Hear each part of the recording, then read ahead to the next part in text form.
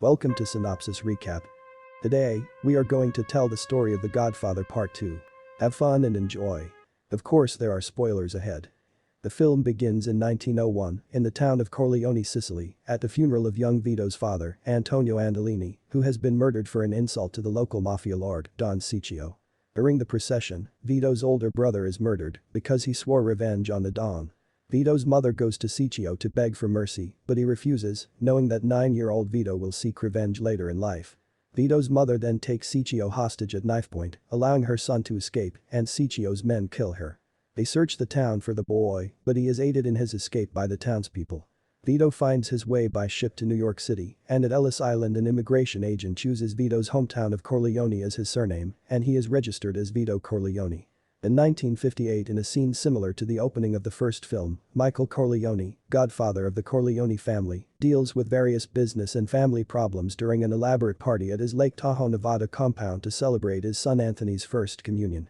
In his office, Michael meets with corrupt Nevada Senator Pat Geary to discuss the price of the gaming licenses for the hotel casinos the family is buying.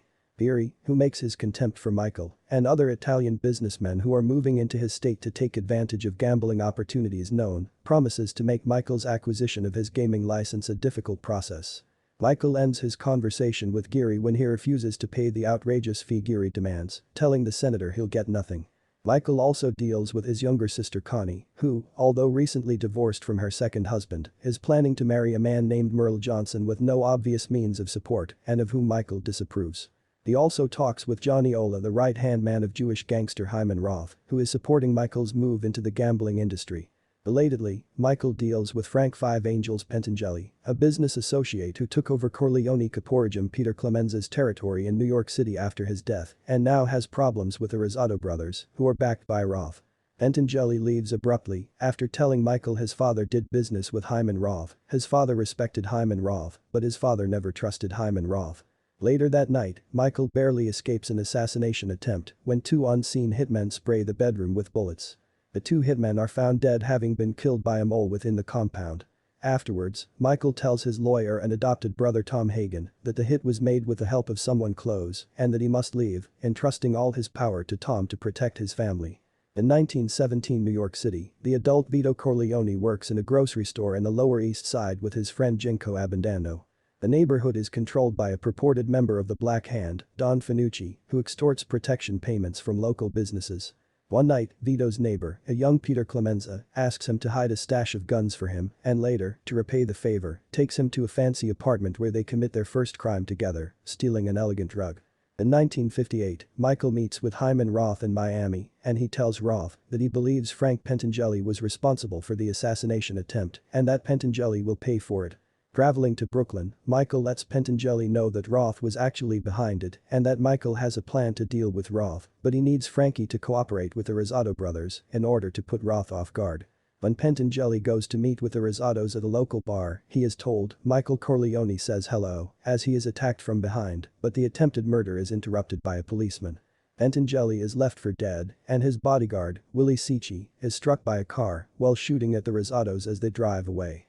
Back in Nevada, Tom Hagen is called to a brothel in Carson City run by Michael's older brother Fredo, where Senator Geary is implicated in the death of a prostitute and Tom offers to take care of the problem in return for friendship between the senator and the Corleone family.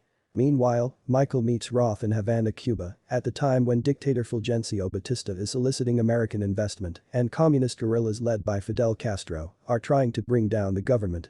At a birthday party for Roth, Michael mentions that there is a possibility that the rebels might win, making their business dealings in Cuba problematic. Earlier that day, Michael had witnessed a communist rebel kill a Havana policeman by detonating a grenade that also killed the rebel himself. The comment prompts Roth to remark, privately, that Michael has not yet delivered the $2 million to firm their partnership. Fredo, carrying the promised money, arrives in Havana and meets Michael. Michael mentions Hyman Roth and Johnny Ola to him, but Fredo says he has never met them. Michael confides to his brother that it was Roth who tried to kill him and that he plans to try again. Michael assures Fredo that he has already made his move and that Hyman Roth will never see the new year. Instead of turning over the money to Roth, Michael asks him who gave the order to have Frank Pentangeli killed, saying it wasn't him. Roth avoids the question, instead speaking angrily of the murder of his old friend, Mo Green, which Michael had orchestrated as depicted at the end of the first film. Michael has asked Fredo, who knows Havana well, to show Senator Geary and other important American officials and businessmen a good time, during which Fredo pretends to not recognize Johnny Ola. Soon after, at a sex show, Fredo comments loudly that Johnny Ola told him about the place, contradicting what he told Michael twice earlier, that he didn't previously know Arthur Ola. Michael now realizes that the traitor is his own brother and dispatches his bodyguard, Becerra, to deal with Roth. Johnny Ola is strangled by Becerra, but Roth, in a delicate state because of his heart condition, is taken to a hospital where Michael's enforcer is shot trying to kill him. At Batista's New Year's Eve party, at the stroke of midnight, Michael grasps Fredo tightly by the head and kisses him, telling him that he knows it was him and that Fredo broke his heart. When rebels attack and Batista announces his resignation, the guests flee. However, Fredo refuses to go with Michael, despite Michael's pleas that Fredo is still his brother and that it's the only way out. In early 1959, Michael returns to his Lake Tahoe compound after fleeing Cuba, where Tom tells him that Roth escaped from Cuba after suffering a stroke and is recovering in Miami, that Michael's bodyguard is dead, and that Fredo is probably hiding in New York. Hagen also informs Michael that Kay had a miscarriage while he was away. Michael is distraught at the news and furiously demands to know the sex of the child, but Tom says he doesn't know. In 1920, Don Fanucci is now aware of the partnership between Vito, Clemenza, and Salvador Tessio and wants his share of their profits every week. Clemenza and Tessio agree to pay, but Vito is reluctant and asks his friends to leave everything in his hands, so Fanucci will accept less, and indeed, Vito manages to get Fanucci to take only 1/6 of what he demanded, $100 out of $600. Immediately afterward, during the neighborhood festa, Vito murders Fanucci in the hallway outside his apartment and then rejoins his wife and children on the stoops outside his apartment building, where Vito tells the infant Michael that his father loves him very much. With Fanucci dead, Vito earns the respect of the neighborhood and begins to intercede in local disputes, operating out of the storefront of his Genco Pura olive oil company, named after his friend Genco Abundando, which he manages, as well as give out favors to others in the community, such as a friend of his wife's, threatened with eviction. Vito intimidates her landlord into letting her stay, with a reduction in her rent. In 1959 in Washington, D.C., a Senate committee, of which Senator Geary is a member, is conducting an investigation into organized crime and the mafia. When Michael appears before the committee, Senator Geary makes a big show of supporting Italian Americans and then excuses himself from the proceedings. During questioning, Michael denies all criminal allegations against him, from the murder of Sollazzo and Captain McCluskey back in 1946 in the first film, and to his business status of operating several gambling casinos in Nevada. Michael makes a statement challenging the committee to produce a witness to corroborate the charges against him. The hearing ends with the committee chairman, Senator Kane, promising a witness who will do exactly that. Frank Pentangeli, who did not die in the attack by the Rosado brothers and falsely believes that Michael had tried to kill him, has made a deal with the FBI and will testify against Michael. Tom Hagen and Michael discuss the problem, observing that Roth's strategy to destroy Michael is well planned, as Michael will be indicted for perjury after Pentangeli's testimony. Michael's brother Fredo has been found and persuaded to return to Nevada, and in a private meeting he explains to Michael his betrayal. Upset about being passed over to head the family in favor of Michael, he wants respect and his due. He helped Roth thinking there would be something in it for him, but he swears he didn't know they wanted to kill Michael. He also tells Michael that the Senate committee's chief lawyer, K-Stat, is Roth's man. Michael then tells Fredo that he is nothing to him now. Not a brother, not a friend, nothing, and privately instructs Al Neri that nothing is to happen to Fredo while their mother is still alive. At the hearing in which Frank Pentangeli is to testify, Michael arrives accompanied by Pentangeli's brother, Vincenzo, brought from Sicily, and whose presence causes Frank to recant his previous statements about Michael. When Pentangeli is pressed, he claims that he just told the FBI what they wanted to hear. With no witness to testify against Michael, the committee adjourns, with Tom, acting as Michael's lawyer, loudly demanding an apology. At a hotel room afterwards, Kate tries to leave Michael, taking their children with her. Michael at first tries to mollify her, but loses his temper and hits her when she reveals to him that a recent miscarriage was actually an abortion to avoid providing another child into Michael's criminal inheritance. She also tells him that the child was a boy, further infuriating Michael.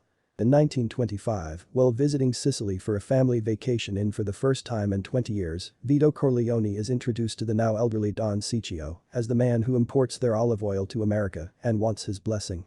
When Ciccio asks Vito who his father was, Vito says, "My father's name is Antonio Andolini, and this is for you," cutting the old man's stomach open with a knife, avenging the deaths of his father, mother, and brother. As they make their escape from Cicio's compound and his men, Tomasino is shot in the leg by one of Cicio's bodyguards. In April 1959, Carmela Corleone, Vito's widow and the mother of his children, dies, and the Corleone family is reunited for her funeral.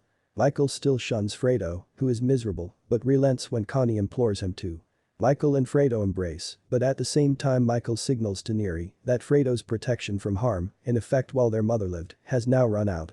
Michael, Tom, and Rocco Lampin discuss their final dealings with Hyman Roth, who has been unsuccessfully seeking asylum from various countries and was even refused entry to Israel as a returned Jew. Michael rejects Tom's advice that the Corleone family's position is secure and that killing Roth and the Rosado brothers for revenge is an unnecessary risk. Later, Tom pays a visit to the imprisoned Frank Pentangeli on a military base and suggests that he take his own life in the manner of unsuccessful ancient Roman conspirators who, in return, were promised that their families would be taken care of after their suicide. Under supervision from Connie, Kay visits her children but cannot bear to leave them and stays too long. When Michael arrives, he coldly closes the door in her face.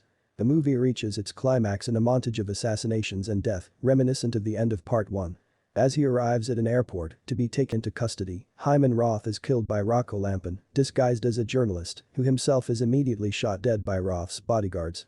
On the military base, Frank Pentangeli is found dead, having followed Hagen's instructions and committed suicide in his bathtub. Fredo is murdered by Al Neri while they are fishing on Lake Tahoe while Fredo is saying a Hail Mary to help catch a fish. The penultimate scene takes place on December 21, 1941, and the Corleone family is preparing a surprise birthday party for Vito. Vito's eldest child Sonny introduces his friend Carlo Rizzi, Connie's future abusive husband and betrayer of Sonny, to his family. They all talk about the recent attack on Pearl Harbor by the Japanese, and Michael shocks everybody by announcing that he has just enlisted in the United States Marine Corps. Sonny ridicules Michael's choice, and Tom mentions how Vito has told him he has great expectations for Michael's future. Fredo is the only one who supports Michael's decision. Sal Tessio comes in with the cake for the party. When Vito arrives, all but Michael leave the room to greet him. The final scene in the film is Michael sitting by himself at Lake Tahoe in silent contemplation. If you like the video, please subscribe, leave a like, and turn on the notification. Thank you for watching.